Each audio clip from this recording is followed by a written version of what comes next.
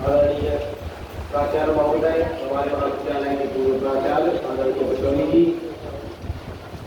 नगर में माननीय पंडित श्री गोपाल भार्गव जी द्वारा संचालित भारतीय ज्ञान परंपरा और संस्कृति को आगे बढ़ाने वाला हमारे जिले ही नहीं बल्कि संभाग का संस्कृत में उच्च शिक्षा का केंद्र श्री गणेश संस्कृत महाविद्यालय के संचालित है, उसके प्राचार्य आदरणीय पंडित श्री जगदीश प्रसाद तिवारी जी एवं उसी महाविद्यालय में पहले छात्र रहे और इस वर्तमान में अध्यापन का कार्य कर रहे हैं आचार्य श्री नीतीश दुबे जी, महाविद्यालय क्लास समस्त स्टाफ, इस कार्यक्रम के संयोजक आदरणीय भारती जी एवं पटेलिया जी, जो की जनभागीदारी से, और मेरे सभी प्रिय छात्र छात्राओं, आज इस गुरु पूर्णिमा के महोत्सव पर हमारे उच्च शिक्षा विभाग मध्य प्रदेश शासन और सरकार की मंशा कितनी अच्छी रही, लेकिन एक असुविधा ये हुई कि ये ऐसे दिन पड़ गया कल रविवार के दिन, अधिकांश परिवार से अपने पारिवारिक जो कुलगुरु रहते हैं उनके दर्शनार्थ पूरा परिवार निकल जाता है, तो कल बड़ी समस्या हुई है। आचार्य प्राचार्य जी भी कल आए यहाँ पर महाविद्यालय में, एक लाइव प्रोग्राम था आदरणीय मुख्यमंत्री जी का इंदौर के एक महाविद्यालय से, उसको सभी ने देखा। उसके बाद आज महाविद्यालयों को इसी प्रकार के आयोजन करने थे और उसमें एक चीज़ सीखी थी। अच्छी चीज़ ये है कि मेरी कुछ सक्रियता कहीं कहीं अति सक्रियता भी हो जाती है महाविद्यालय में, तो जो भी आदेश आते हैं उनका मैं भी अध्ययन करता हूँ। उस आदेश में एक बहुत अच्छी चीज़ लिखी थी कि यदि आपने कोई नवाचार किया है इस कार्यक्रम में तो उसका उल्लेख भी करके आपको अपलोड करना है, शासन को भेजना है। तो मन में विचार आया कि एक साधारण सा कार्यक्रम हो जाएगा, बच्चे और शिक्षकगण जो है वो अपने वक्तव्य देंगे, व्याख्यान होगा और चले जाएंगे, लेकिन इसमें कुछ नवाचार यही हो सकता है सबसे अच्छा कि छात्र छात्राओं की सहभागिता बढ़ाने के लिए हम क्या करें। तो एक उसमें नामी प्रतियोगिता का विचार मन में आया, भारती जी से बोला, उन्होंने शहर से स्वीकृति दी, छात्रों के ग्रुप में मैसेज भेजे गए तत्काल प्रभाव से। क्योंकि ये बड़ा जल्दबाजी में हुआ एक आदेश था, मुश्किल से 4 या 5 दिन पहले आया था, अगर ये आदेश 15 या 20 दिन पहले आया होता तो कार्यक्रम और अच्छा हो सकता था। फिर समस्या होती है, जैसा कि आपको पता ही है कि महाविद्यालय में परीक्षाएं लगातार संचालित है, 3 बजे तक पूरा परीक्षा है, इसलिए जो भी हम लोग कर सकते थे उसको अच्छे से अच्छे करने का प्रयास किया है। एक लाइन मैं पहले ही बोल चुका था कि गुरु के बारे में, गुरु की व्याख्या तो नहीं की जा सकती, गुरु पर व्याख्यान हो सकते हैं, बहुत अच्छे व्याख्यान हुए।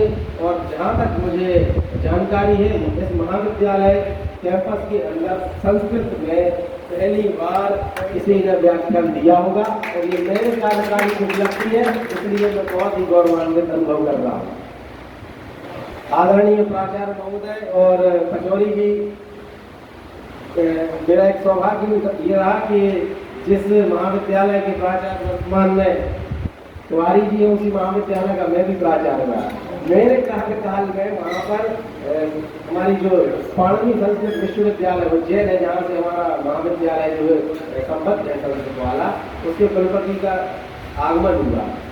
ऐसा भव्य कार्यक्रम, उनका स्वयं का कहना था, ऐसा भव्य कार्यक्रम उनको पूरे मध्य प्रदेश में कहीं नहीं मिला था। आज भी हमारे महाविद्यालय से बच्चे यदि उज्जैन जाते हैं तो हमारी भी चर्चा होती है, गुरुजनों की चर्चा होती है, उस कार्यक्रम की अवश्य चर्चा होती है। बहुत ही भव्य स्वागत हुआ था उस कार्यक्रम में, पचौली जी भी आए थे और सिन्हा जी भी आए थे, लेकिन ये आशा नहीं थी कि आज के कार्यक्रम में संस्कृत का उद्बोधन हो जाएगा।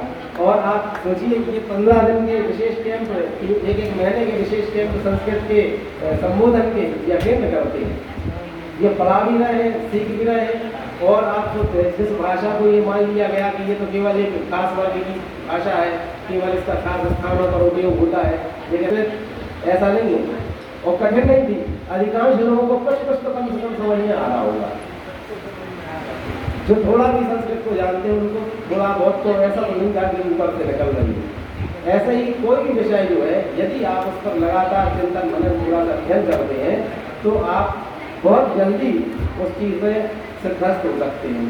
पहले भी हमने बोला कि भाषण हम लगातार कराएंगे। भाषणों के लिए एक परमानेंट मंच हम आपको यहाँ महाविद्यालय में प्रदान करने वाले हैं। एक पुस्तकालय भी एक अलग से होगा, जिसमें विषय से संबंधित खासतौर से जो वर्ष भर हमारे एक शेड्यूल होता है कि वर्ष भर में हमारे क्या क्या कार्यक्रम हो रहे हैं, उन कार्यक्रमों में छात्र छात्राएं बढ़ चढ़ के हिस्सा लें और टू द टॉपिक बोलने की प्रैक्टिस हो। और फिर हमारी जो सांस्कृतिक प्रतियोगिताएं राज्य भर में होती है, राज्य सरकार करवाती है, विभिन्न महाविद्यालय आयोजित करते हैं, विश्वविद्यालय आयोजित करते हैं, हमारे छात्र छात्राएं उन मंचों पर जाएं और ग्राम का नगर का नाम, अपने माता पिता का नाम, अपने गुरुजनों का नाम, स्वयं का नाम रोशन करें।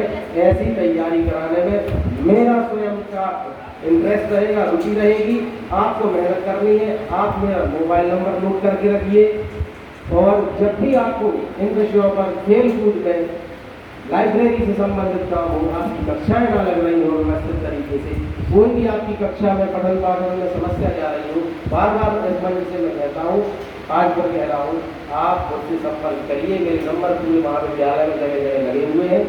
आप जो भी आपको समस्या होगी उसके निवारण के लिए मैं सदैव तत्पर हूँ और उपस्थित रहता भी हूँ। कई लोग तो मुझे अभी भी नहीं पहचानते होंगे, कुछ लोग तो स्टाफ का समझने लगे हैं, कुछ मैं ठेकेदार समझने लगे। ये काम कराते रहते हैं। जो भी करा रहा है, जो भी कर रहा है, वो सब आपके लिए करा रहा है। हमारा उसमें हमें नहीं पढ़ना है। इसलिए और भगवान ने चाहा तो अगले माह से समस्त हमारी जो बीए की क्लास है, जिनमें सबसे अधिक छात्र छात्राएं लगभग 1500 से भी अधिक होंगे, 2000 से भी ज़्यादा होंगे, वो सब आप नई बिल्डिंग में शिफ्ट होने वाले हैं, जहाँ पर सर्व सुविधा युक्त भवन बना हुआ है, नए कंप्यूटर, नए प्रोजेक्टर और नया उनमें मंच का निर्माण भी चालू होने वाला है। उन कक्षाओं में आप अध्ययन कीजिए, एक अलग अनुभव होगा, मतलब वो एक बहुत बढ़िया सेल्फी पॉइंट भी होगा। आपको भी लगेगा कि आप एक अच्छे स्थान में पढ़ रहे हैं, उसका आप आनंद लीजिए। और भी परिवर्तन होंगे।